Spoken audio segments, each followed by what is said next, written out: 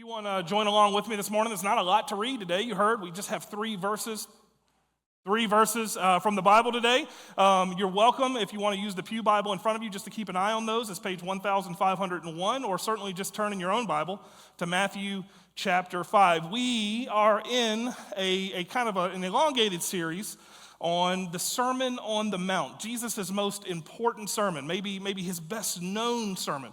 You know, the theologian John Stott once said that Jesus' Sermon on the Mount might be his best known teaching and his least followed. Mostly because I think the Sermon on the Mount is so countercultural.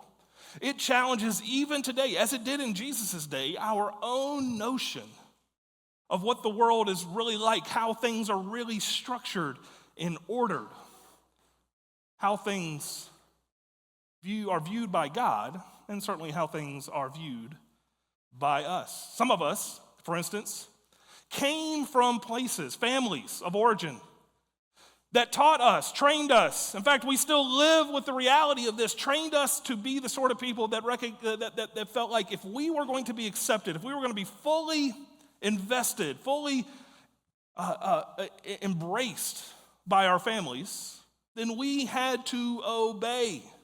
Right? I am very grateful. I came along in a family that is not known for a whole lot of nothing, right? So on my dad's side of the family, I am part of the Frames and Rudds. Yes, I am related to some of the Rudds in the area. Not all of them, by the way. They wouldn't claim me either. But the Frames and Rudds of Midlothian and the Frames and Rudds do not have an illustrious history. In fact, you can go back as far as you want. We're about as British can get, and ain't never been a famous Frame or Rudd anywhere. We had like an architect back in like the 1500s in England that was designing some castles, but that's about as good as it got for the Frames. And then on my other side, my mom's side of the family, we got some Osborns and Caves. That's right, Osborn. I'm from a family of caves. They might as well be cave dwellers too. My family was literally known in Powhatan for being the folks that hung out over in the middle of nowhere called Shady Grove in Powhatan and really kind of mix the genetic code amongst the family, if you get what I'm saying. There's a lot of banjo playing on that side of the family, right? I don't come from good stock is what I'm trying to say. Great families. But because of that, I can say that my parents loved me in such a way where I knew that I didn't have to make a name for myself. That I didn't have to achieve or attain, that when I messed up, there would be consequences. But I would always be accepted in my home. Not to say that I didn't have to pay the penalty at times, not to say that I didn't learn discipline, but that I always knew I belonged. And as I have done this, been a part of this calling, done this ministry for the last 25 years, it has surprised me at times to meet people who did not come from such love. I certainly count myself blessed in that regard because I meet people who still believe if they don't achieve, then they will not be accepted.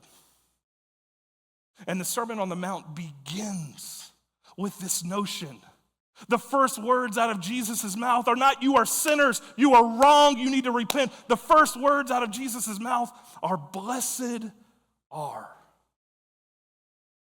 Jesus begins with the idea of your rescue and salvation, your happiness and your flourishing. That's what the word means, by the way. The word blessed in the Greek is this word makarios. And makarios carries with it the sense that God embraces us, that God holds us, that God draws especially close to us. When you are blessed, God is nearby, not far from you. Jesus opens and says, this is who you are fundamentally, blessed. And it is not about what you do, but how God sees you that matters. The late, great Tim Keller, a pastor in New York City, said it like this. Ms. Lily, there you go. He says, "I don't obey so that I'm accepted by Jesus.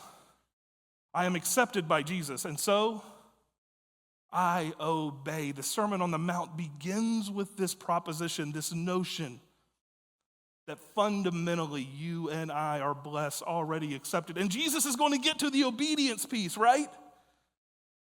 But we have to remember, we have to come back to this idea that in this greatest of all sermons, the notion is you are blessed. Now look, not as the world defines blessing. We already prayed for that, right? Blessing by the world standard is the notion that I am free from pain or tragedy, that I have my needs met.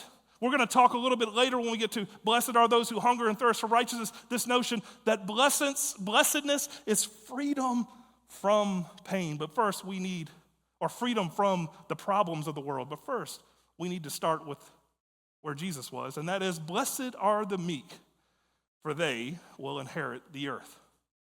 I don't know how you think of meekness. I know I was raised in a church that taught that meekness was essentially timidity. It was being weak or shy or bashful or not willing to demonstrate any sense of power. Meekness was the opposite of these things. We certainly live in a world where meekness is defined, really, I would say, and this is going to be kind of my definition, by aggressive possessiveness. Or the opposite of meekness, that we live in a world that says that if you want to make it, if you want, that nobody's going to give you anything. You have to take it. That might makes right. We live in a world that says we need to be aggressive and possessive, that nobody is ever going to give you a handout. You've got to fight for your right to party, I guess, right? And that meekness would be the opposite of this. But meekness is not weakness or timidity. It is power in control. That you and I do indeed have power. But meekness is the ability to use it wisely. Now, this is not to say that there's not space for other forms, right? That you have to be meek all the time. I do not think for an instant that tonight before the game, Mahomes and Kelsey are going to huddle up and say, okay, guys, ready, on three, 1, 2, 3, meekness. They're not going to say 1, 2, 3, humility. They're going to say something like, I don't know, the Eagles are terrible, let's smoke them. There are places and times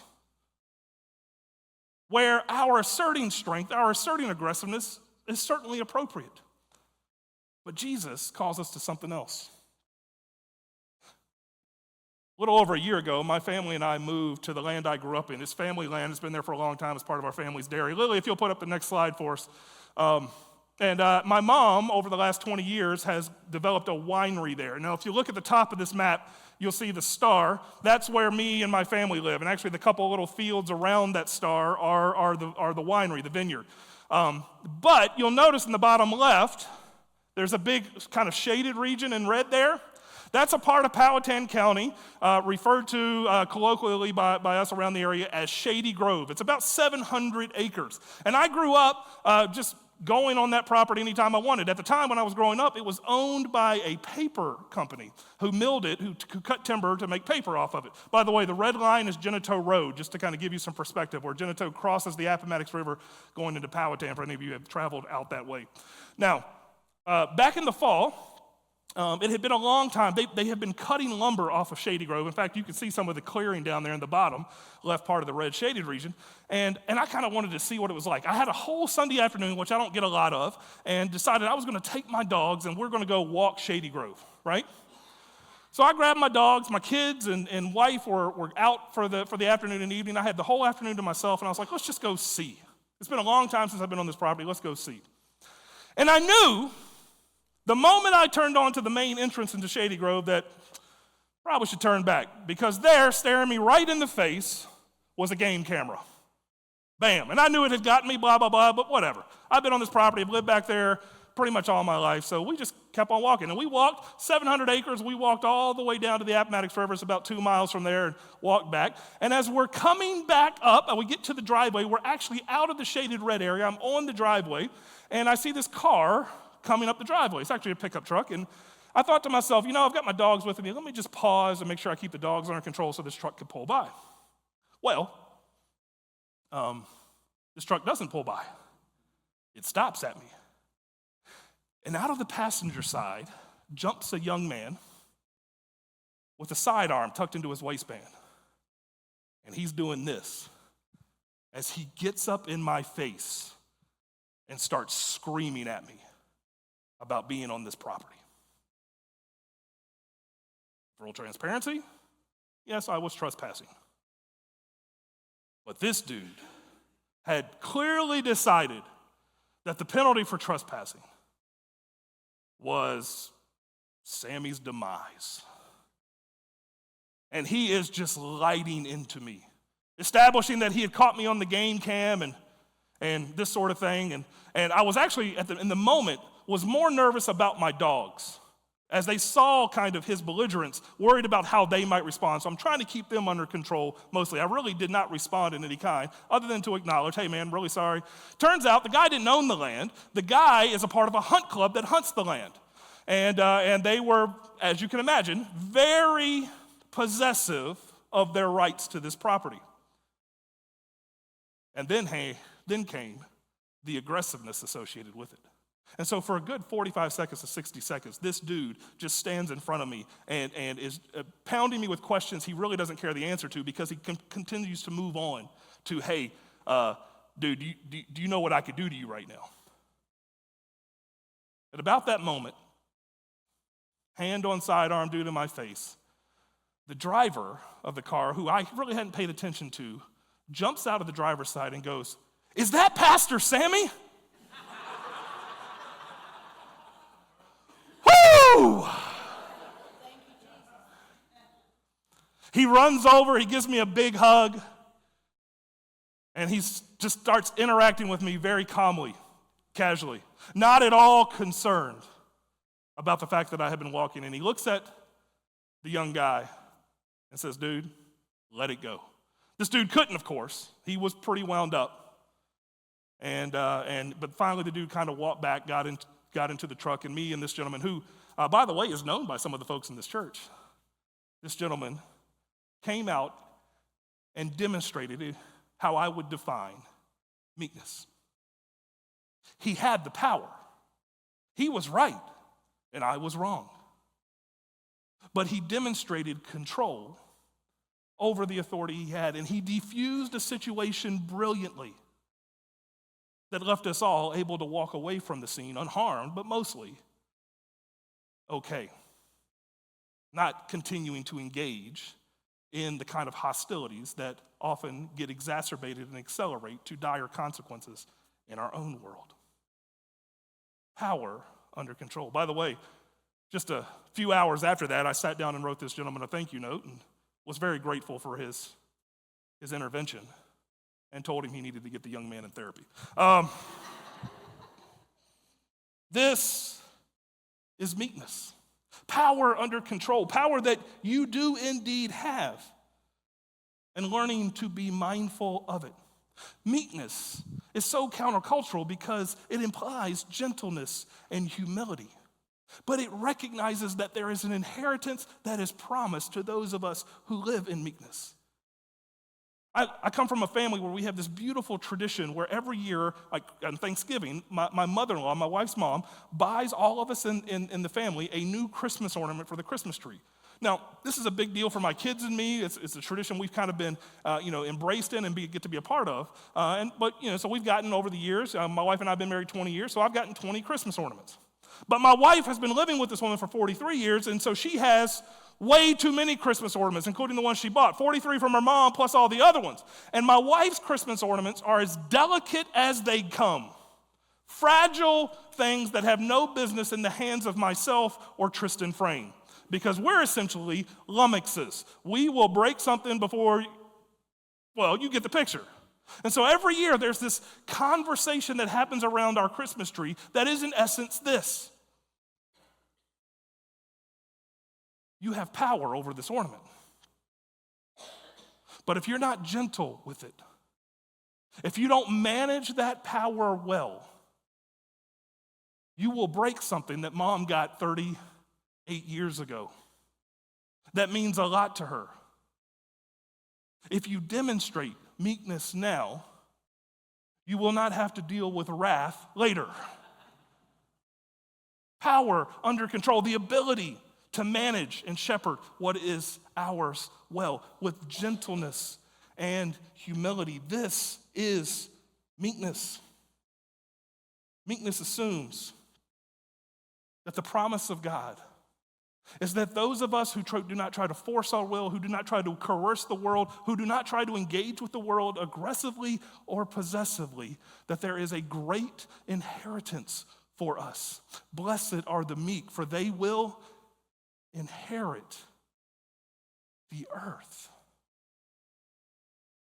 And you can't do anything for an inheritance. You can't work for it. You can't earn it. It is yours because you are a child of the one who owns it all. Blessed are the meek proclaims that you and I don't have anything to prove, that you and I don't have anything we have to protect, that you and I don't have anything that we can truly possess.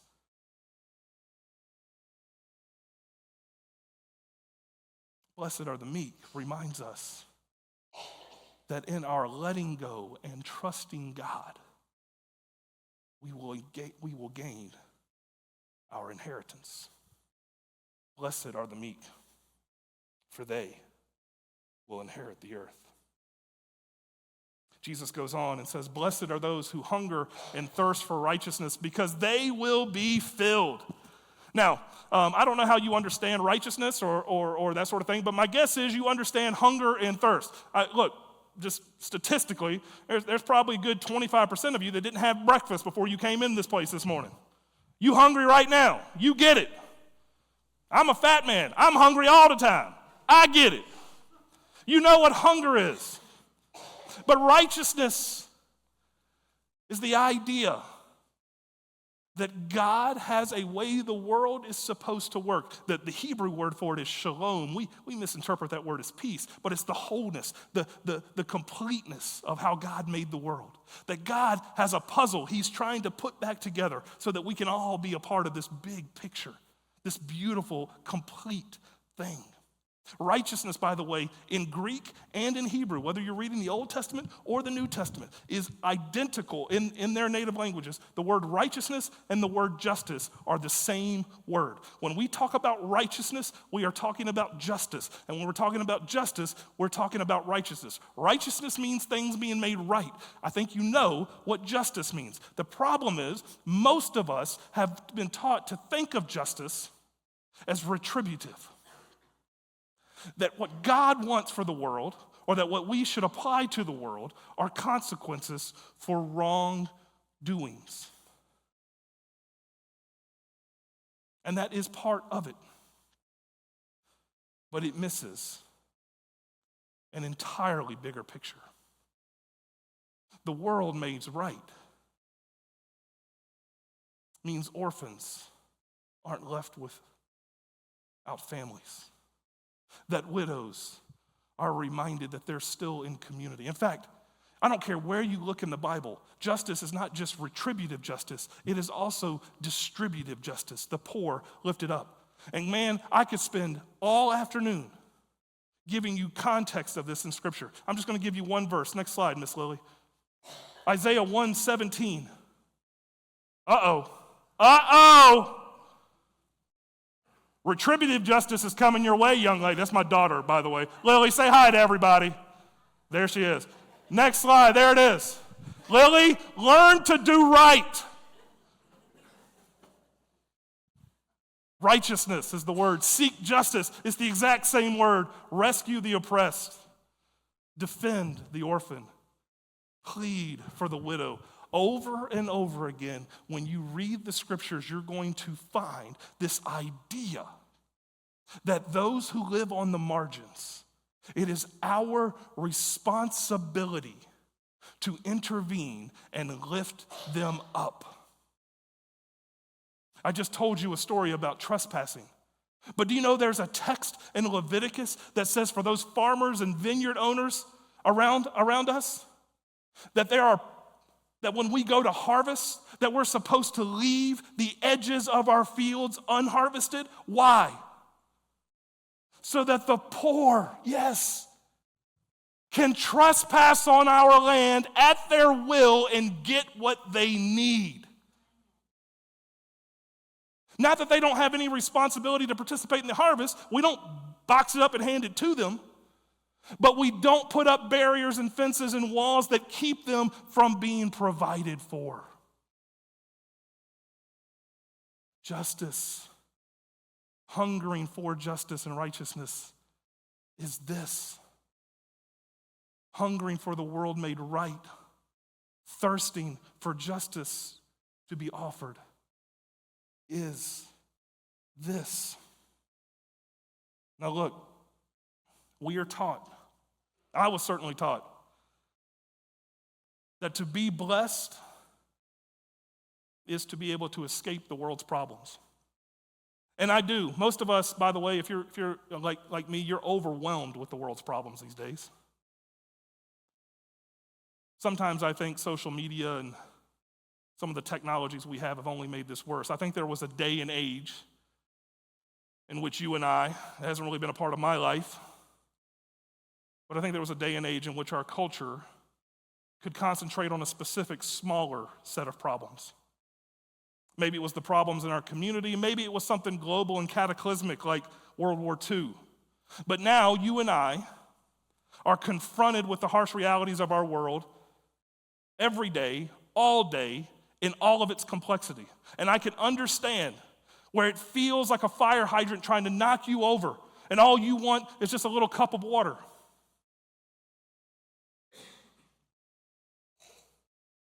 I know that it feels like there's very little you and I can do. But the promise of the gospel is that the little thing you offer in Jesus' hands can be multiplied to feed thousands. Lily, if you'll skip down to the picture of Miroslav Volf, the next picture. Croatian theologian Miroslav Volf said it like this: there's something deeply hypocritical about praying for a problem that you are unwilling to resolve yourself. Jesus says, blessed are those of us who hunger and thirst for things being made right. If you felt like you had been ripped off at the store, if you felt like someone in your family had done something wrong, you would seek justice, would you not? You would seek to make it right, would you not? The call of Jesus is to take that same mentality, do unto others what we would want done unto ourselves. Those of us who hunger and thirst for righteousness are those, the blessed ones are those who say it's not just about my own provision, it is about the world's as well. Blessed are those who hunger and thirst for righteousness, because they will be filled.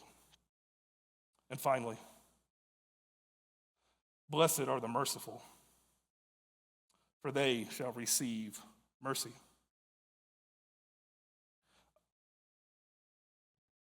Mercy is grace. It is forgiveness. It is undeserved, unearned kindness. The Bible Project, in fact, describes it as extravagant kindness that goes beyond what is required, especially for those in need.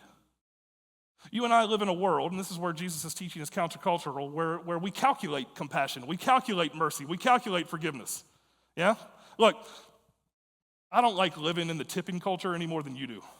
Everybody wants you to tip them nowadays, don't they? It's crazy. But I used to be a server. And I used to work with young men and women who had the responsibility of dealing with customers and earning everything they had to live on. By the way, you know the minimum wage for a server today is $2.13 an hour. It has not been changed. Which means if you're a server in a restaurant, you solely make your income based on tips. And what have you and I been taught to do? Calculate our tip, haven't we? Haven't we? But what we're really doing is calculating what we think they deserve. Oh, man. My jalapeno popper came out cold. We were at dinner the other night with my men's group on Monday nights, and two of the guys ordered jalapeno poppers. I'm not going to name the restaurant, but they named jalapeno poppers, and they came out. The bacon was raw, and several of the jalapeno poppers were almost frozen still. Like somebody had just forgotten to throw them in the fryer. But our temptation is the server should have gotten this right, as if they are touching our food. I hope not, before it comes out to the table. Oh, man. That girl had a little bit of an attitude today. She didn't greet me in the first 30 seconds when I came up to the table. And then by the time she did get to me, it was, what do you want? And what do? That's 2% off, sweetheart.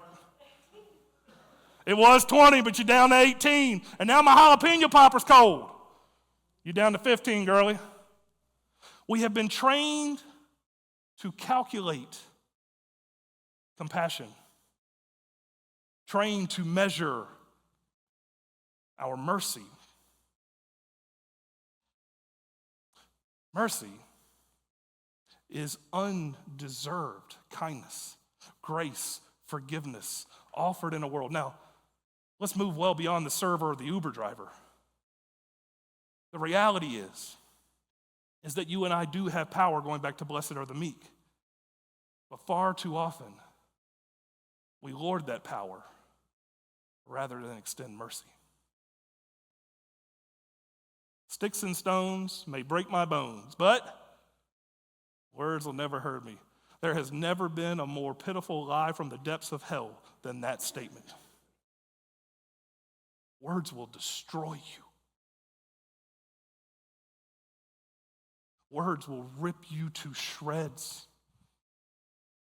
And every one of us, in our interactions over lunch today, and our interactions around the game, and how we talk about Patrick Mahomes or Taylor Swift or whoever else happens to be in that stadium tonight, or even the people in the room with us, have the power to bring blessing or to destroy lives.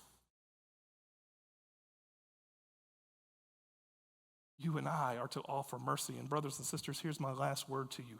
If you claim to follow Jesus, if you claim to be a Christian, you of all people should know forgiveness and mercy. You proclaim the reality that you deserved hell. But somebody else paid the penalty for you. Somebody else took it upon themselves to offer you life.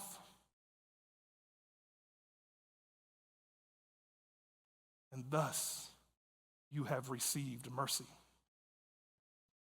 And so, Lily, if you'll follow along with me, because I want to end with the words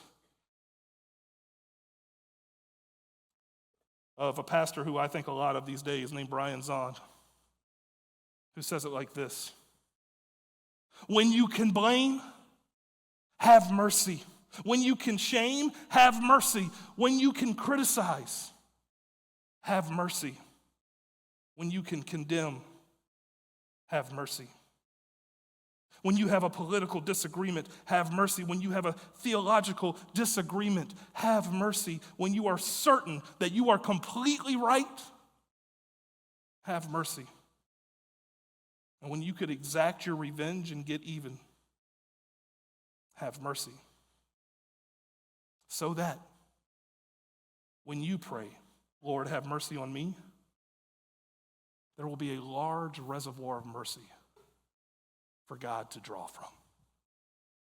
Blessed are the merciful, for they shall receive mercy. Blessed are you, brothers and sisters, in your meekness, for you will inherit the earth. Blessed are you when you hunger and thirst for righteousness, for the making right of the world, because you will be filled. Blessed are you when you extend mercy, because you look like your Father, and he will have mercy on you. Amen.